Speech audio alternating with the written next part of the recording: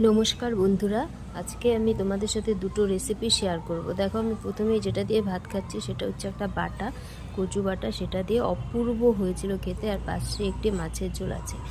তো প্রথমে কচু বাটাটা দেখে নিই আমরা।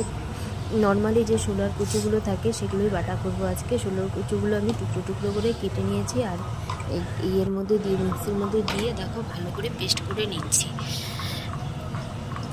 এইভাবে করে আমি সবগুলো কচুকে পেস্ট করে নেব। পেস্ট করার পর কড়াইয়ের মধ্যে তেল দিয়ে দেবো।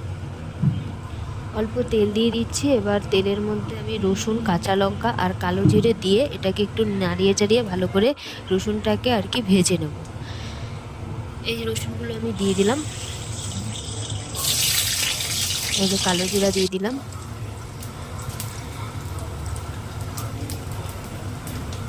কচুগুলো দিয়ে দিচ্ছি, আর লঙ্কাগুলো হয়তো পরে আসতে আমার ঠিক খেয়াল করছি না। যাই হোক, এগুলো দিয়ে এবার হলুদ, তারপরে খানিকটা লবণ, চিনি দিয়ে এটাকে ভালো করে এবার ভাজা ভাজা করব। এই যে লঙ্কাগুলো দিয়ে দিলাম।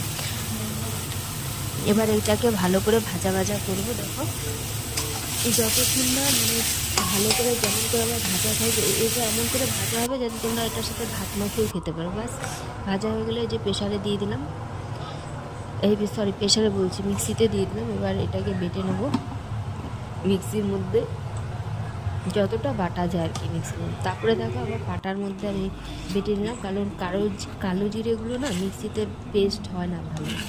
এই জন্য আমি আবার ওটাকে পাটার মধ্যে নিয়ে, যে কোনো বাটাই আমি পাটার মধ্যে নিয়ে আবার বেটে নিই। তো এই যে পার্শে মাছ করবো, আবার দেখো পার্শে মাছগুলো হলুদ লবণ দিয়ে মাখিয়ে নিয়েছি। এবার এক এক করে তেলের মধ্যে দিয়ে পার্শেগুলো ভেজে নেব। বেশ লাল লাল করে ভেজে নিয়েছিলাম পার্শেগুলো।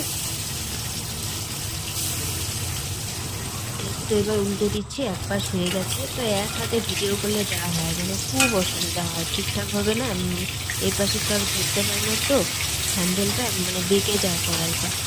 তো যাই হোক, এই যে দিলাম, উল্টে দিলাম। এবার যতগুলো ছিল ওটাকেও করে নিলাম। এই যে উল্টে ভেজে নিলাম দুই পাশে। ভেজে নেওয়ার পরে দেখো ধনিয়া, জিরা, পেঁয়াজ এটার মধ্যে দিয়েছি। এবার লবণ দিয়ে দিচ্ছি। মশলাটা কিন্তু ধনিয়া, জিরা আর পেঁয়াজ, হ্যাঁ, আর লঙ্কা গুঁড়ো আর হলুদ গুঁড়ো আর লবণ। এবার দিয়ে দিলাম কড়াইয়ের মধ্যে, তেলের মধ্যে মশলাটা। কিছুই না, সোমবারের সময় কিন্তু আমি একটুখানি পেঁয়াজ সোমবার দিয়েছিলাম, পেঁয়াজটা লাল লাল করে ভেজেছিলাম। এবার দেখো ভাজা হয়েছে, গরম জল দিয়ে দিচ্ছি। এবার একটু পরেই দেখবো গরম জল দিলে না ঝোলটা তাড়াতাড়ি ফুটে যায়, এই জন্য আমি গরম জলটা ইউজ করি।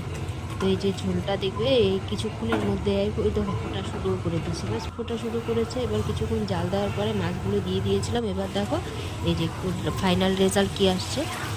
খুব টেস্টি হয়েছিল খেতে, তেল ছেড়ে দিয়েছে। এমনিতেই তো পার্শে মাছের প্রচণ্ড তেল থাকে, তোমরা জানো সবাই। তো এই তো পার্শে মাছের তরকারি আমার হয়ে গেছে, পার্শে মাছের কারি বলতে পারো এটাকে। তো তোমাদের যদি আমার ভিডিওগুলো ভালো লাগে